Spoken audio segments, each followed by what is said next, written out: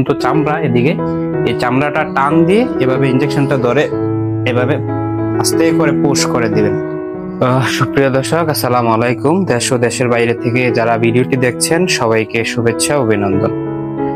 তো আমি আজকে ভিডিওতে দেখাবো কিভাবে গরুর চামড়ার নিচে ইনজেকশন দিতে হয়। আমরা জানি সচরাচর হচ্ছে খুব কম সংখ্যক ইনজেকশন আছে যেগুলো চামড়ার নিচে দিতে হয়। চামড়ার নিচের ইনজেকশনটা একটু আনইজি ফিল হয় কিংবা দিতে একটু কঠিন মনে হয়। তো আজকে আমি যারা আসলে আমার ভিডিওটা ফলো করেন তারা আসলে সহজেই চামড়ার নিচের ইনজেকশন দিতে পারবেন। তো চামড়ার নিচে আসলে মূলত কৃমিনাশক ব্যতীত দুই একটা ইনজেকশন ব্যতীত বেশি ইনজেকশন আসলে চামড়ার নিচে দেওয়া হয় না, তাই চামড়ার নিচের ইনজেকশনটা একটু কঠিন।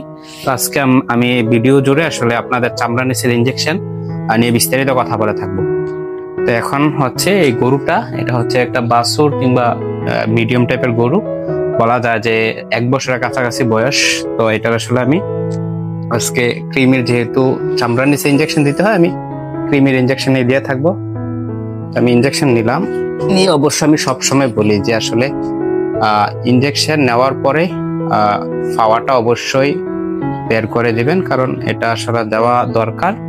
তারপর হচ্ছে এইভাবে আমি যদি দেখাই, এই দেখেন এইভাবে কিন্তু আসলে এই পুরোটাই কিন্তু চামড়া, এদিকে এই চামড়াটা টান দিয়ে এভাবে ইনজেকশনটা ধরে এভাবে আস্তে করে পুশ করে দিবেন।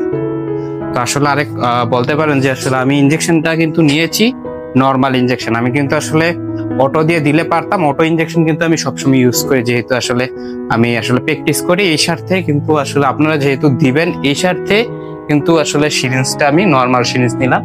তো আমার আসলে চামড়ার নিচের ইনজেকশন দেওয়া শেষ হয়ে গেল। অনেক ক্ষেত্রে হচ্ছে যদি চামড়া মাংসে পড়ে এটা কিন্তু আসলে ফুলে যাওয়ার সম্ভাবনা থাকবে। তো অবশ্যই চামড়ার নিচে দিতে হবে। আমি যেভাবে দেখালাম আবার দেখাই, যে এভাবে চামড়াটা টান দিয়ে এদিকে কিন্তু দিতে হবে।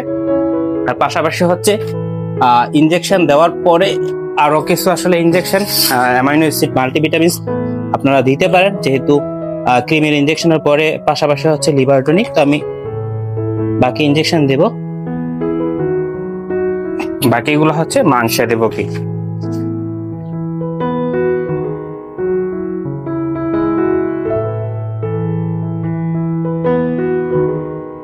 যেমন এটা আসলে মাংসে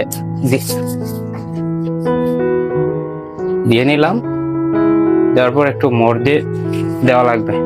তো এভাবে আসলে যারা আসলে চামড়ার নিচের ইনজেকশনটা নিয়ে ভয় পাচ্ছেন তারা অবশ্যই আমি দেখালাম যে কিভাবে দিতে হবে, এভাবে যদি আসলে আপনারা ট্রাই করেন অবশ্যই দিয়ে নিতে পারবেন। আর বিশেষ করে চামড়ার নিচের ইনজেকশনটা ক্রিমির আসলে 2 ধরনের ইনজেকশন হয়ে থাকে, পলিজা ক্রিমি, পাশাপাশি হচ্ছে আইভারমেকটিন যেটা নর্মাল ক্রিমিতে কাজ করে।